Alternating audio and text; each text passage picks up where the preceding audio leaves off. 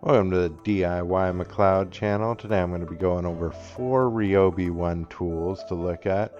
These are tools that I wouldn't necessarily buy to start the system, but once I had the system, I looked around for tools that I would find convenient to use a battery system over a corded one that I may already own.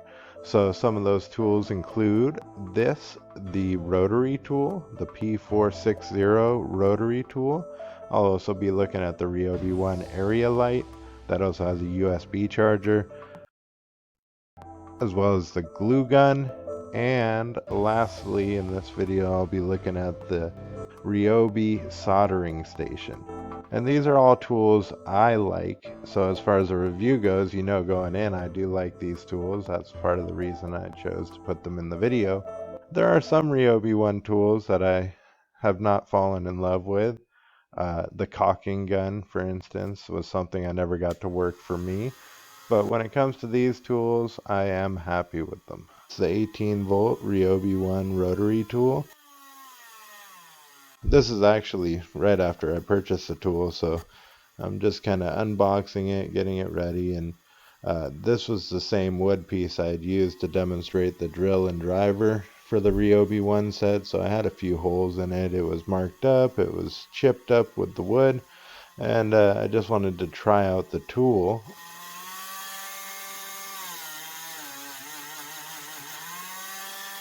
It has an on-off switch, but the adjustable dial for speed.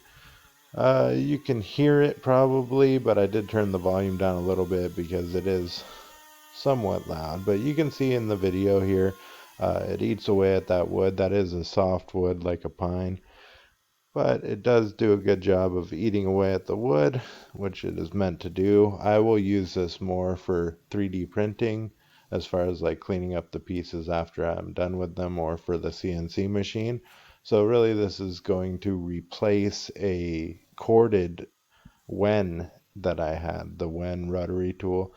So this is replacing that.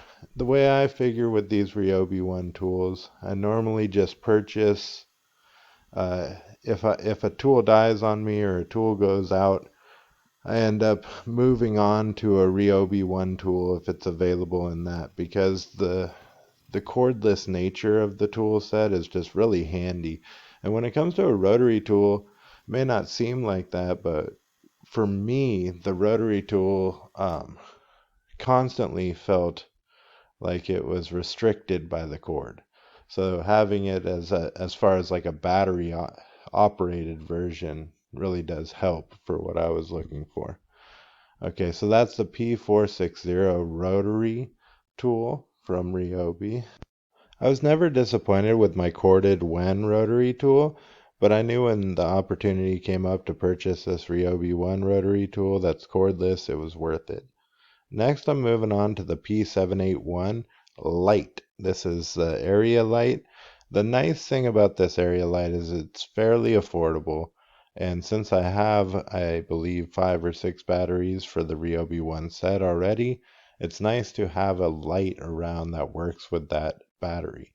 Not to mention the USB port that attaches to it. I did have the power go out at my house a few months ago, and I was worried about my alarm for work on my phone if my phone died over the night. So it was nice to have the option to charge my phone with this light. So I'd say it's definitely one of those side accessories worth picking up. Okay, so the next item I would say worth considering if you have the Ryobi One set would be the P305 glue gun. Now I know it's not often we may use glue guns around for different occasions. I'm sure a lot of you do, some of you probably don't. I rarely use a glue gun, I would say, in my everyday life, but a few times a year I do, and that's why I thought it was worth picking up. It's very convenient to have around. It's very small without the battery in it. It's super light. I will say that it is just an on or off switch, and so that was confusing the first time I went to use it. I turned it on. I was doing some things right next to it. I didn't walk away or anything, but I didn't realize that it had heated up to an extent where when I went to use the tool, it shot out like nearly hot steam glue.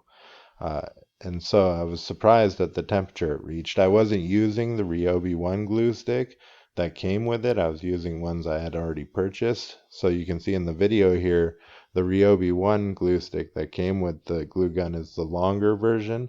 I had a lot of leftover glue sticks for some reason, so I was using those. So that may have been the issue, but either way, it got hotter than I expected. So what I learned to do with it while I'm using it is to turn it on and off in order to adjust the heat. So when I find it getting too hot, I turn it off, and then as it cools down and it's harder to get out, I turn it back on and raise the heat back up.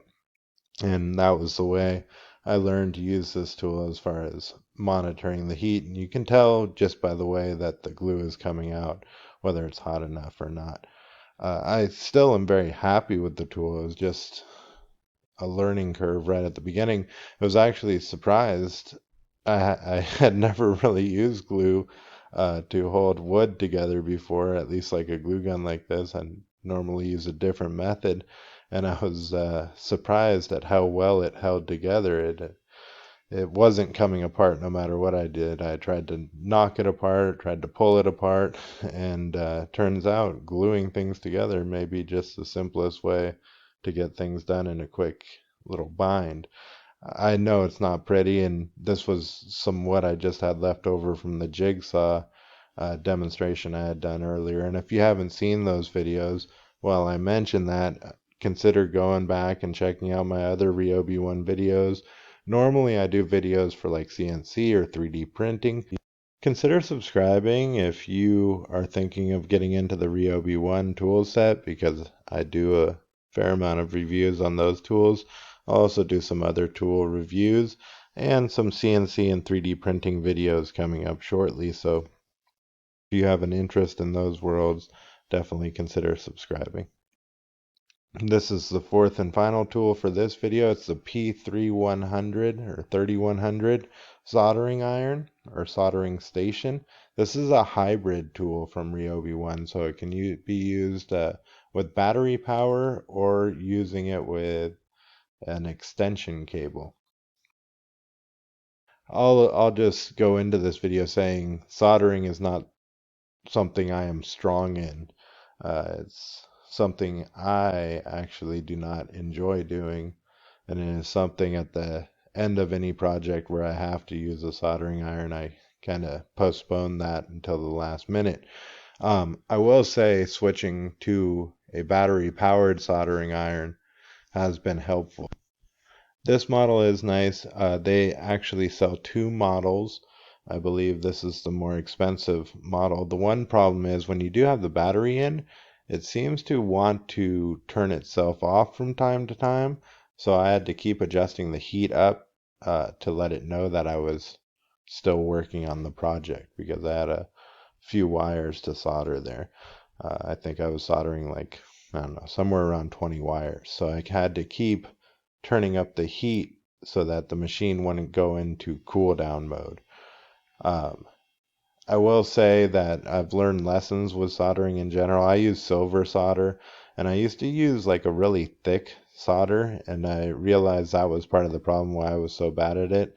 Now I'm still not great at it, but at least I can accomplish what I'm trying to accomplish. And I figured using a thinner solder was part of that. For me, I was looking for convenience with a wireless soldering iron. If you're a professional, you may not feel the same. Consider subscribing.